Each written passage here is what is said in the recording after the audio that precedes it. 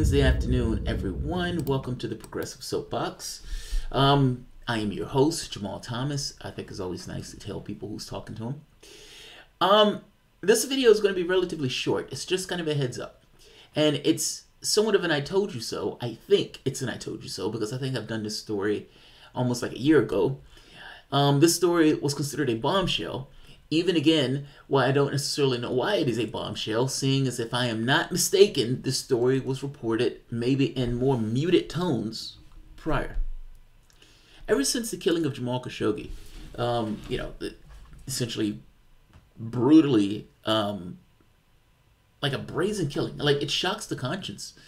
In an odd way, all of the deaths attributable to the Yemenis, I think it's called. I heard George Galloway said he has a Yemeni wife. But all of the deaths attributed there, I think it's almost like 100,000 as estimates go. They are blur. Like it's so many that number is too hard to comprehend of how much trauma and chaos that was being created in this situation. With Khashoggi, it's a very specific thing. It's one picture. It's one guy. And they show that picture over and over and over and over again.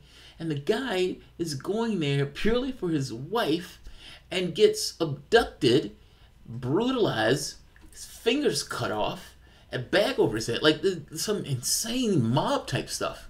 But that is not like a Tony Soprano type mob. It is a mob that is a family that is essentially a totalitarian government, meaning the people at the head of the government acting and behaving in these terms.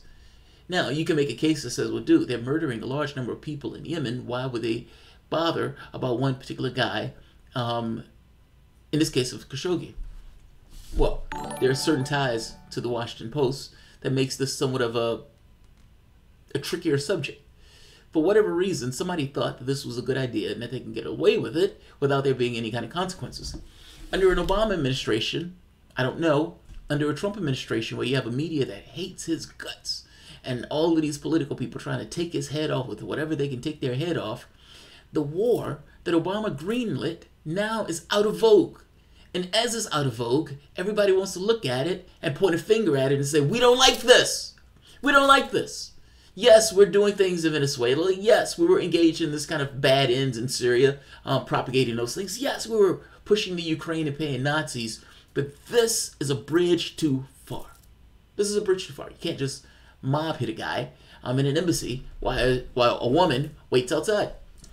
So more things have been pried into, where people have started paying more attention to the relationship between the United States and Saudi Arabia, particularly in regards to issues of oil and issues of behavior abroad.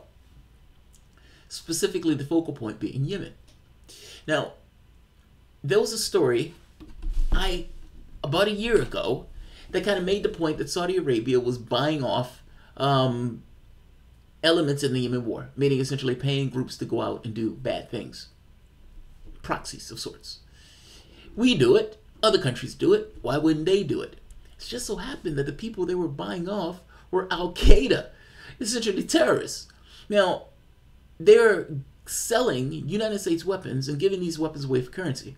Same thing was happening in Syria, but in this case it was the people who the United States was funneling weapons to, giving weapons over to ISIS members, not to mention the United States giving weapons and resources to terrorist elements in that country in order to try to take down the Syrian government. I'm just saying, this is what countries do, but the significance of this, that we're supposed to be fighting Al-Qaeda while simultaneously an ally is giving weapons to Al-Qaeda.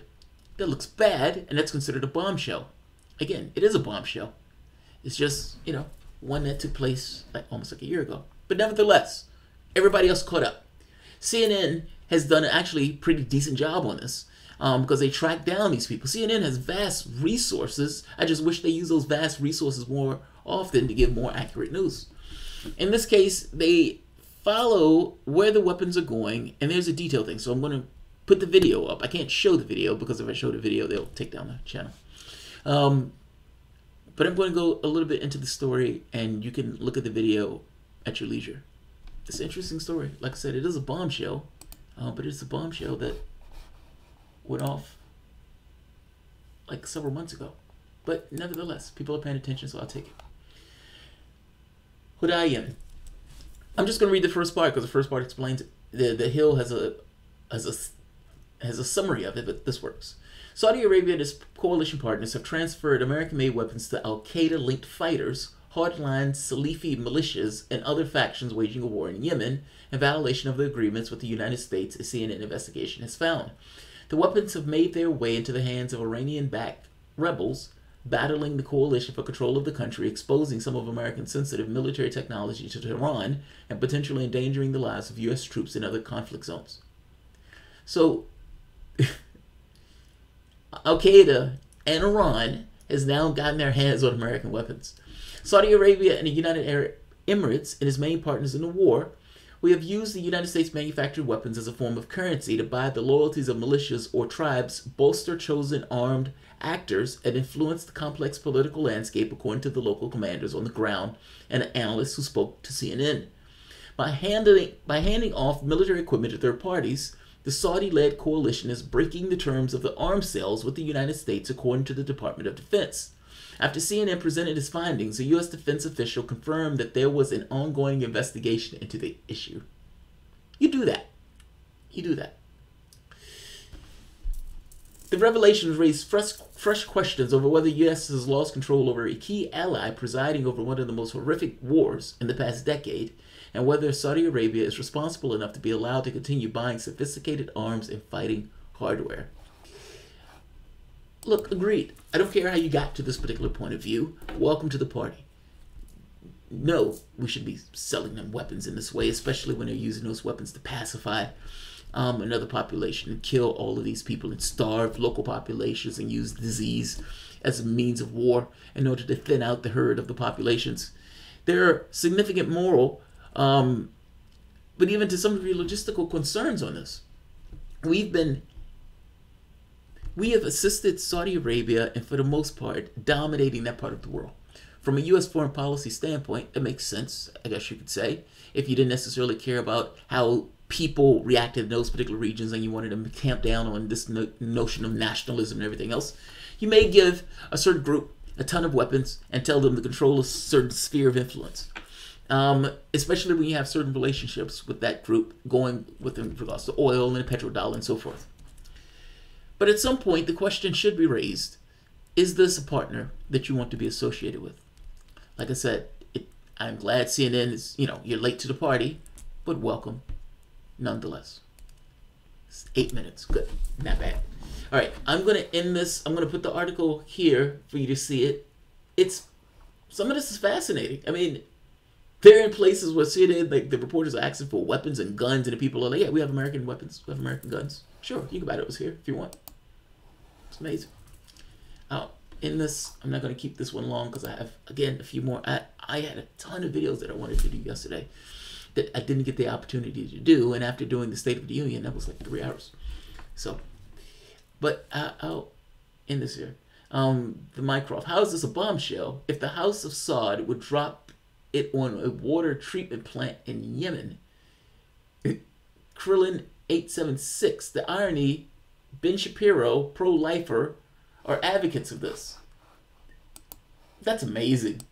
That's amazing. He's just pro-life in certain contexts, not in all. Let's see. This is Ayatollah. Ayatollah Yuso. Because it's about Saudi Arabia, I guess it's Ayatollah Yuso. But the Ayatollah is supposed to be in Iran, I thought. That's in Iran. Ayatollah Yuso, but fair enough. It's a reach, but I'll give it to you. No, Baltazar, I just read it. Thanks for the info, Jamal. Good call. This has been info ongoing. No, I saw it this time. When I see the thing pop up, I'm getting around to it. I'm going to do it. So Saudi Arabia did 9/11, basically. They decided to attack Iraq on that when the majority of the people in those planes were Saudis. Not to mention hiding certain evidence within a report dealing with the 9/11. And I don't have this full belief that the report on 9/11 was all that straightforward and honest. And so there always leaves questions when you don't believe that there's a real investigation into that stuff.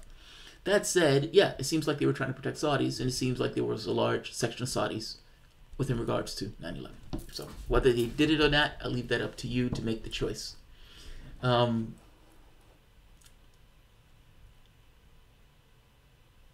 Jamal, I have great news for you. Big business now regrets voting for Trump. Do they now? Do they now? I don't know. I don't know. Bill, I read your thing, man. In fact, I read the other ones too. It's not RIP. It's it was read. It was read. All right, guys. If you enjoy the content, please feel free to share, like, subscribe. You can always support through PayPal or Patreon. Like I said, I wasn't gonna tarry on this one because I am almost certain that I've done this story before. And again, maybe in more muted tones, in the sense of they're giving support to our enemies, meaning in order to pursue their war in Yemen, they're supporting essentially people who we consider to be terrorists. Are we okay with that? And now CNN comes out with it and say, hey, that support for people who we consider terrorists also included giving them weapons. It's like, yeah, why wouldn't it? Why wouldn't it? Just saying. All right, I'll see you guys in a few. Thanks all.